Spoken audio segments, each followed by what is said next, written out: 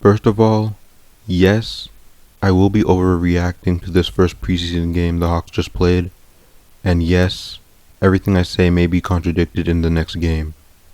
Be prepared. So the Hawks just played their first preseason game, and it was honestly enjoyable. There were a lot of things that really stuck out under Quinn Snyder's schemes that I really wanted to highlight. The Hawks were running a lineup of Trae Young, DeJounte Murray, Saddiq Bey, Jalen Johnson, and Clint Capella. This meant that DeAndre Hunter and Bogdanovich were sitting out. Looking at this lineup, I feel certain that Saddiq Bey will most likely be starting in the regular season.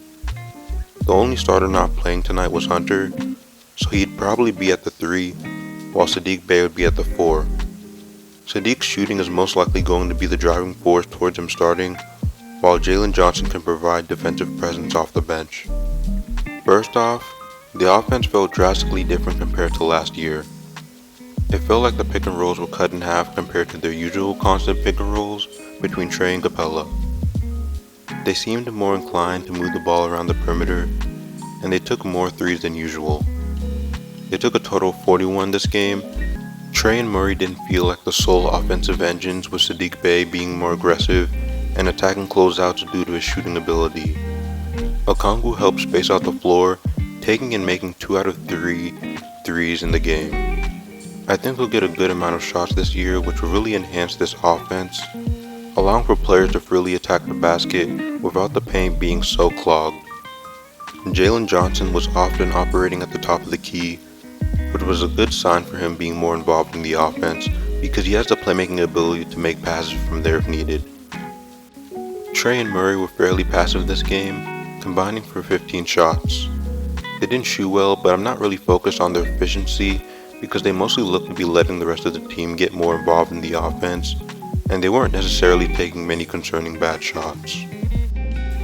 The team's defense was honestly better than I expected it to be. It wasn't anything to brag about because they left a lot of wide open threes, especially the corner ones. But I saw some improvement on rotations, even in Trae Young, and they provided good contests on the inside.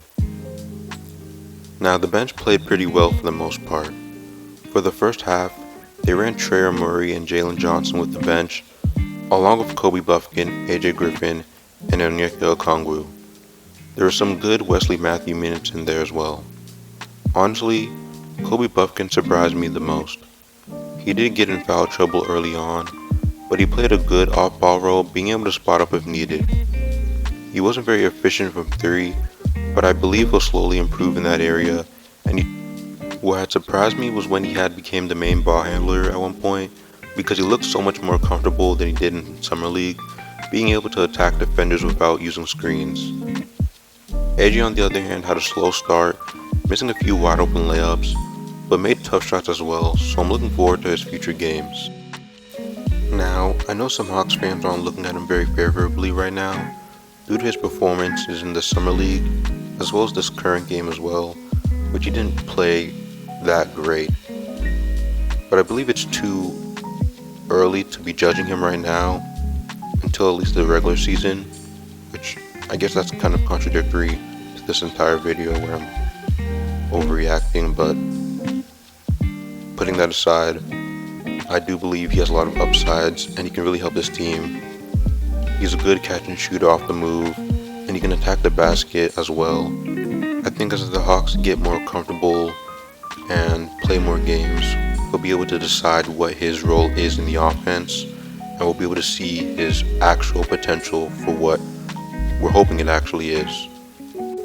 It was a very close game to the end, with Seth Lundy hitting a heavily contested step-back 3 to reduce the Cavs' lead to 1, and Trent Forrester took over in the 4th, making a contested turnaround jumper and responding to Amani Bates' 3 with an and-one floater over Isaiah Mobley's outstretched hand, hitting a free throw to take the lead. He then came down and blocked an alley-oop to win the game.